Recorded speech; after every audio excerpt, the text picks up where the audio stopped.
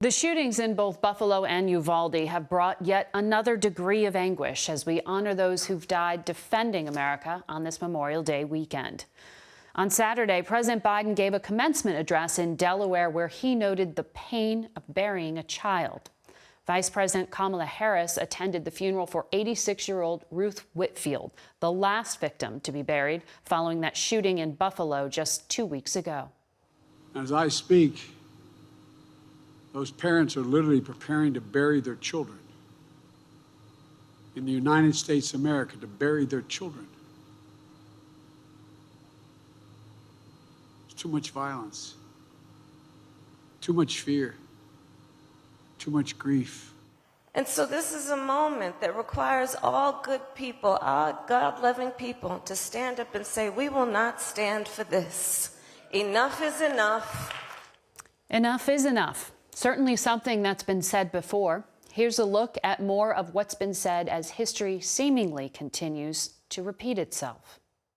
There is a numbing regularity to each tragic shooting in America. But the mass murder of elementary school children is enough to take our collective breath away. To lose a child is like having a piece of your soul ripped away.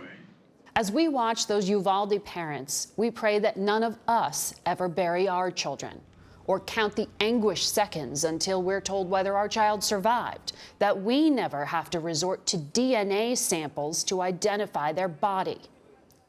How can American parents endure that nightmare? How can our kids?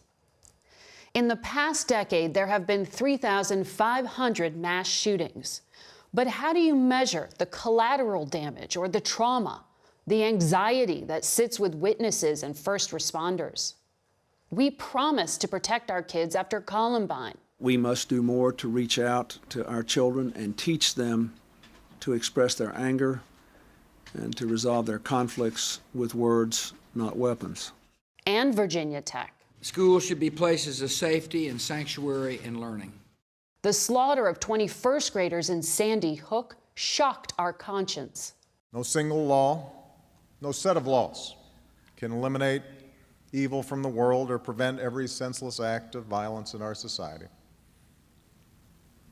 But that can't be an excuse for inaction. Congress did not act. But since that time, Connecticut and other states signed more than 350 pieces of gun safety legislation into law. The upswell of activism among teens who marched for their lives after the 2018 Parkland shooting did not change federal law.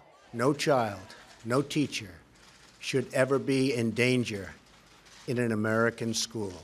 But it did lead to modest changes in the state of Florida.